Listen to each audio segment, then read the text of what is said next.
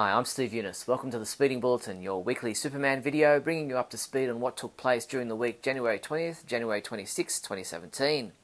Our top news stories this week included: the March edition of Empire magazine features a Justice League movie preview, the Valentine's Day episode of Supergirl will focus on Alex and Maggie, and DC Comics released their April solicitations this week.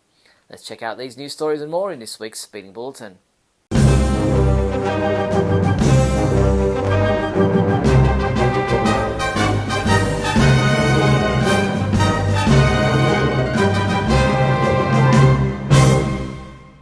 In movie news, the March issue of Empire magazine, which is now on sale, features the Justice League movie preview, giving us a new photo of Batman, the Flash, Cyborg and Wonder Woman together, along with some comments from Zack Snyder about Superman's role. He said Superman does play a big part in the movie. His presence and lack of presence are big story points. Deadline reports that Henry Cavill is signed with a new talent agency, joining Ben Affleck and Gal Gadot over at William Morris Endeavour. Henry has been with Creative Artist Agency since he started acting and remained with them through the contract negotiations for Man of Steel and Batman v Superman Dawn of Justice. He continues to be managed by Danny Garcia and the Garcia Companies. In TV news, on Monday morning, January 23rd, Melissa Benoist appeared on Live with Kelly to talk about Supergirl, having Linda Carter on the show and her new film Patriots Day. On Supergirl, you used the Wonder Woman twirl. We did. Yeah. We did the Wonder Woman twirl. Because we had Linda Carter on the show. Best. Amazing. The legendary Linda Carter. Amazing. Yeah, She's great. Yeah. She's incredible. Yeah. Monday night's episode of Supergirl was titled Supergirl Lives. Superman homepage reviewer T.A. Hewitt hasn't had a chance to submit his review this week, but I personally enjoyed this episode, although I did feel it was too jam-packed and wrapped up things a little bit too quickly. I'd give it a 3 out of 5. The CW released the official trailer for the 10th episode of Season 2 of Supergirl. Supergirl ruined my life. Lady and gentlemen, the one, the only live wire. When I fry Supergirl from the inside out, you think she'll scream as she cooks? Will you scream? She brings death and destruction. I'm gonna murder you. Supergirl, all new this Monday at 8, 7 Central on the CW. Titled We Can Be Heroes, this episode is scheduled to air on the CW on Monday, January 30th at 8 p.m. Entertainment Weekly has learned that the Valentine's Day episode of Supergirl will focus on the new romance between Alex Danvers and Maggie Sawyer. While Alex is super excited for her first Valentine's Day with a girlfriend, Maggie is not keen on the Hallmark holiday, which leads to their first real fight. This episode is scheduled to air on Monday, February 13th.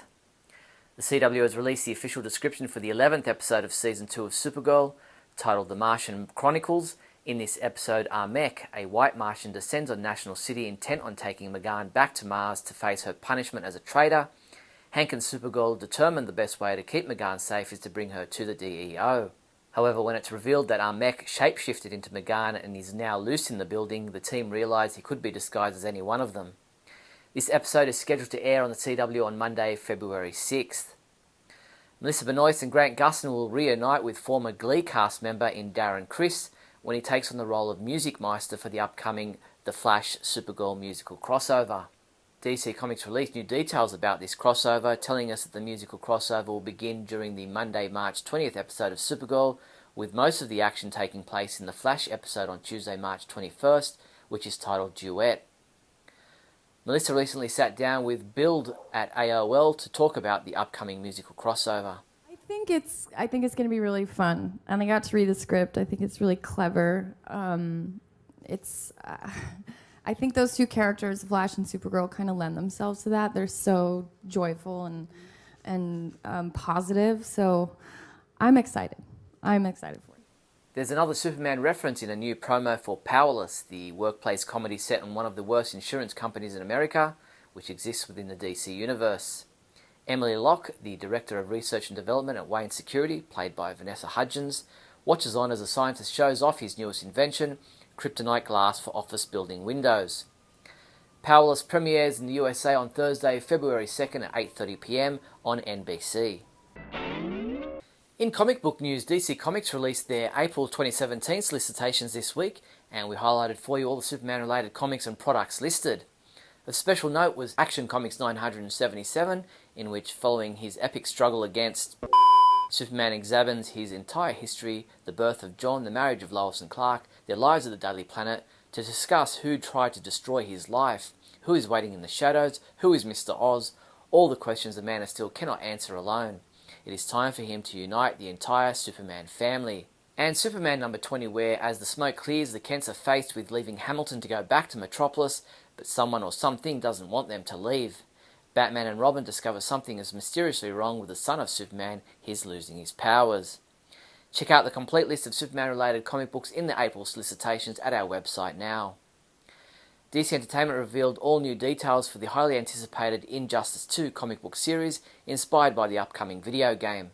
Set to make its digital debut on April 11th, Injustice fans can dive into the earth-shattering universe before the game launch via the prequel comic, which will debut new chapters every week.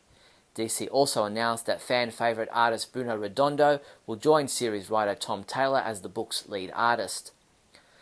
Comic books we reviewed this week included Superman number 15, which was reviewed by Adam DeChannel, who gave it a 5 out of 5, saying, "I'm really enjoying this story and the hundreds of Easter eggs in the past 2 issues alone." Adam also reviewed Trinity number 5, saying, "Suddenly I find myself really sympathetic to poor Poison Ivy," and he also rated this issue a 5 out of 5. Justice League vs. Suicide Squad number 5 was reviewed by Keith Sumner, who gave it a 4 out of 5, saying, "My favourite moment in this issue was Superman slapping Batman away like a bug." Keith also reviewed Superpowers number 3, saying, "I found this issue a little childish when it came to the action on Earth, but then again it's aimed at the younger audience," and he gave this issue a 4 out of 5. Justice League number 13 was reviewed by T.A. Hewitt, who gave it a 2 out of 5, saying, "Steve Trevor is the coolest cat, but did I ask to read a story about him that merely marks time?" Superman comics available this week from January 25th include DC Superhero Girls Pastimes at Superhero High Chapter 9 digital comic, Action Comics 972, which is available in a variant cover, Justice League vs. Suicide Squad number 6, which is also available in a variant cover, Suicide Squad number 10, which also comes in a variant cover, Superman Batman Saga of the Super Sons new edition trade paperback. Whether you're walking around or in the water, you can't go past these Superman shorts. Get these Superman logo men's board shorts from $10.49. Or how about these BioWorld Girls booty shorts available for just $6.99. These and other Superman shorts are available from your one-stop Superman shop, the Superman homepage online store at supermanhomepage.com/shop. In other news, apparently the largest Superman collection in the world belongs to Marco Zorzan, a 30-year-old sign fitter from Hertfordshire, England. With 1,518 items in his collection, the Guinness World Record holder only started collecting 7 years ago. Zorzan estimates his Superman collection to be worth between $12,000 and $31,000. Marco is a member of the Superman homepage, and we hope to have a chat with him soon. Watch this space. Episode 145 of Radio KAL, the monthly podcast of the Superman homepage, is now available to listen to. In this month's podcast, Scotty and I discuss Lex Luthor in Justice League, Zack Snyder on Superman's role, Henry Cavill's gift to the Justice League crew, the mystery of the uncredited baby Kal-El, Supergirl Season 3, Supergirl Lives, We Can Be Heroes, The Martian Chronicles, Mixis Pitalik, Music Meister, Carrie Fisher's Smallville appearance, the latest Superman and Action Comics issues, Superman's new comic book costume, comic book price rises, Injustice 2 game trailer, the world's largest Superman collection, and more.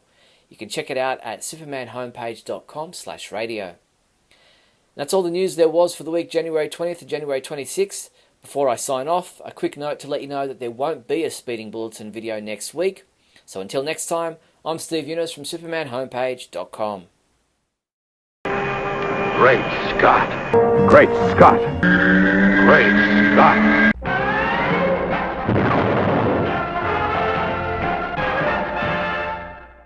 Hello everyone, and welcome to another episode of Great Scott. I'm Scotty V.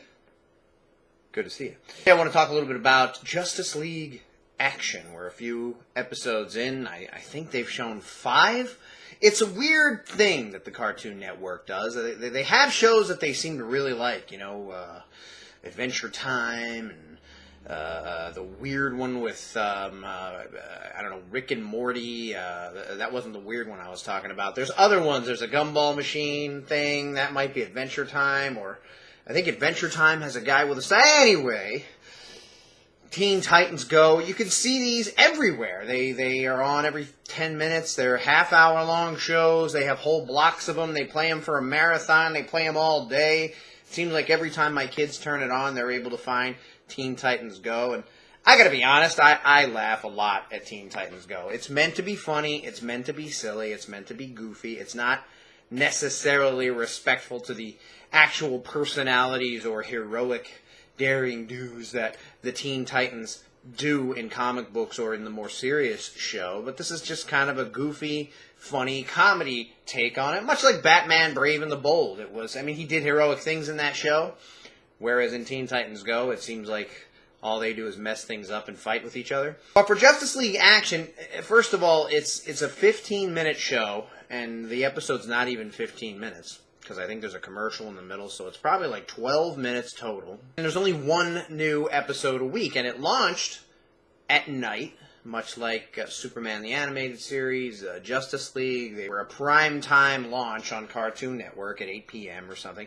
And they did an hour episode, but it was really for 12-minute episodes or something. And they showed the first 4 episodes. Then, the following week, it moved to its regular time slot on Saturdays. And on Saturday, they showed the first of the 4 that they had already shown the previous Friday. So that meant 4 more weeks had to go by, because the next Saturday they showed the second one, the next Saturday the third, and the next Saturday the fourth. And now this past week, they finally showed one that wasn't part of that block. And the weird thing on my guide is that it lists it as like episode 15, or I don't even know how they got to that, because there's only 5 total. And even if there had been 8, you know, if there were 4 the first week and then 1 each week thereafter for 4 weeks, you'd still only be up to 9 with this one today. So I don't know where 11 or 12 or 15 or whatever the number was came from. It's like they did with Young Justice. It almost seems like they set themselves up to fail with these shows, and I don't really know why. And here's the thing about Justice League Action. It's much more akin to Teen Titans Go, not in content or story, because they are real heroes, they are fighting real battles, but it's more geared toward the younger crowd. In other words, if the younger crowd is the crowd that watches Teen Titans Go and that watches Adventure Time and Rick and Morty and that weird one with the Gumball Machine, if and the Talking Pizza, if that's the demo that they're going for, then this show is perfect for that. So it certainly seems like it would have been better if they would have made it a half-hour show, or even 2 half-hour shows a week. I don't know how many they're going to do in a season of 11-minute, 12-minute programs, but maybe it'll be more than 20, or maybe it'll be less. I know they had a real hard time with Young Justice. It was all over the place in the schedule. There were 7 this season, and there were 8 weeks that went by, and then there was 10 on, then there was 1, and it was just a weird thing. At least right now, they seem to be putting them on regularly. They're 1 episode per week, which is 12 minutes somewhere. It's just an odd thing that they're doing. The show itself is fun. It's full of action. A lot of the voices are voices that you'll recognize. And Superman's treated pretty well. He's certainly do a thing, and writers tend to do this. They did it on Justice League Unlimited. They either write him out of the episode real early by getting him knocked out, but then the same guy will hit the Flash, and the Flash will keep going. And I think this is because writers say they don't know how they can write Superman in a team, because he's so much better than everybody. Once we put him in there, why wouldn't he just wipe the floor with everything and be the hero every time? So, but instead of giving a reasonable explanation as to why Superman's not there, or just not having him be a part of the episode, they have him knocked down by the same thing that hits Batman. And he's down, but Batman keeps going. No wonder that everybody thinks Batman's better and invulnerable and can fight Superman. Same kind of thing happens here. They take his powers away several times. He's been hit with a red sunbeam. He, was, like I said, was powerless. The other heroes were too, and Batman figures things out and is powerful and can do things. But the good thing is Batman's not in every episode. This week's episode was Superman and Hawkman, and mostly Superman. And I swear that space cab driver is Jimmy Olsen, but they didn't say anything about that. Anyway, thanks for watching. Check out Justice League Action. Watch it with your kids. It's a good show for that kind of a thing, and it's fun, even if you don't have kids, for 12 minutes to see some of these heroes in action. It's no Justice League cartoon, it's no Young Justice, but it is full of action. It's colorful, the voices are good, the action's good, and it's fun. Have a good one. Talk to you next week. Always look up in the sky.